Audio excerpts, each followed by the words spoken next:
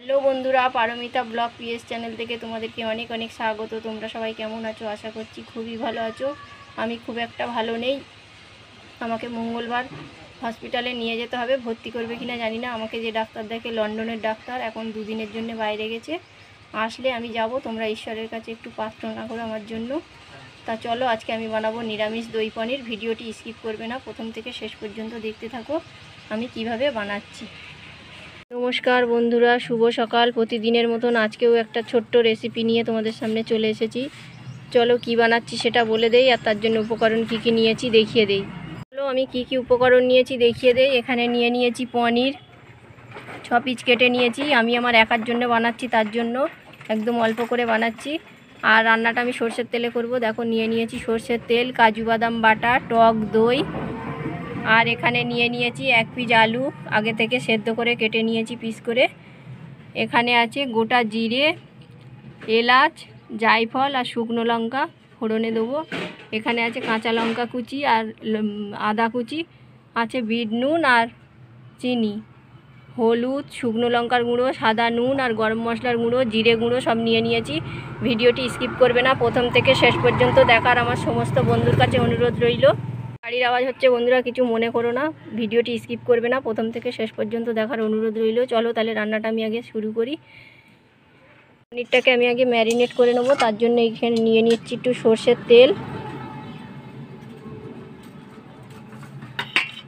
দিয়ে দিচ্ছি একটু নুন, দিয়ে দেবো লঙ্কার গুঁড়ো, দিয়ে দেবো হলুদ গুঁড়ো। এটাকে আমি খুব ভালো করে মিশিয়ে নেব। আর দিয়ে দেবো একটু জিরের গুঁড়ো। এটাকে আমি একটু আঙুল দিয়ে মিশিয়ে নিচ্ছি। চামচ দিয়ে করলে ভালো হয়, চামচটা এখন হাতের কাছে নেই, ওই জন্য। এবার আমি এই কেটে রাখা পনিরগুলোকে দিয়ে দেবো এই তেলের মধ্যে, মশলার মধ্যে একটু ম্যারিনেট করে রাখবো কিছুক্ষণ। তোমরা চাইলে বেশি পনির দিয়ে বানাবে, দেখবে খুব ভালো লাগবে। অবশ্যই বাড়িতে এইভাবে একবার ট্রাই করবে। তো চলো পনিরটাকে ম্যারিনেট করে নিই। তো পনিরটাই যে ম্যারিনেট করে নিয়েছি। এবার দইয়ের সঙ্গে কাজুর সঙ্গে একটা পেস্ট বানিয়ে নেবো। এই যে কাজুর মধ্যে দিয়ে দিচ্ছি আমি টক দইটা।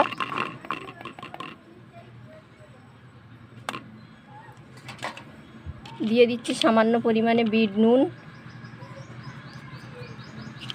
দিয়ে দেবো অল্প একটু চিনি,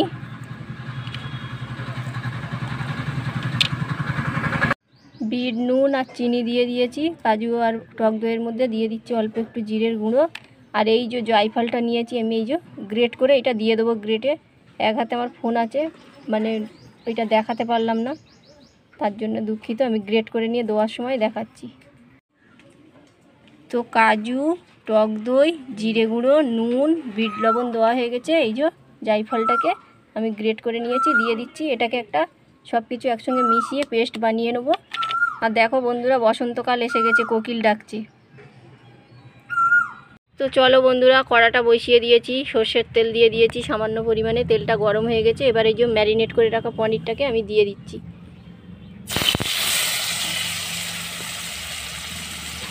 এগুলোকে হালকা করে একটু ভেজে নেব।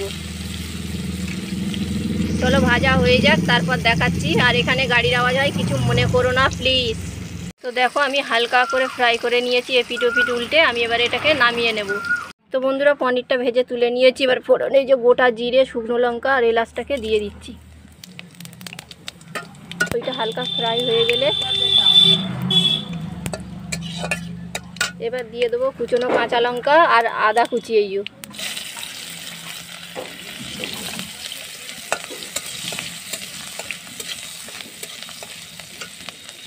ওর মধ্যে দিয়ে দিচ্ছি অল্প একটু জিরে গুঁড়ো, হলুদ গুঁড়ো আর লঙ্কা গুঁড়ো। একটু জল দাও, অল্প একটু জল দিয়ে দেবো, মশলাটা পুড়ে যায়, যাতে না পুড়ে যায়। তাড়াতাড়ি দাও।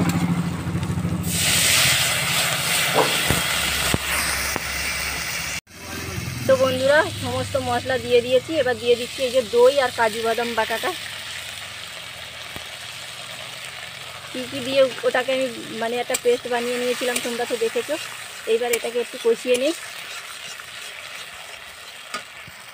মশলাটা খুব ভালো করে কষিয়ে নিয়েছি, তেল ছেড়ে গেছে। ওর মধ্যে আমি দিয়ে দিচ্ছি এই যে সিদ্ধ করে রাখা আলুটাকে।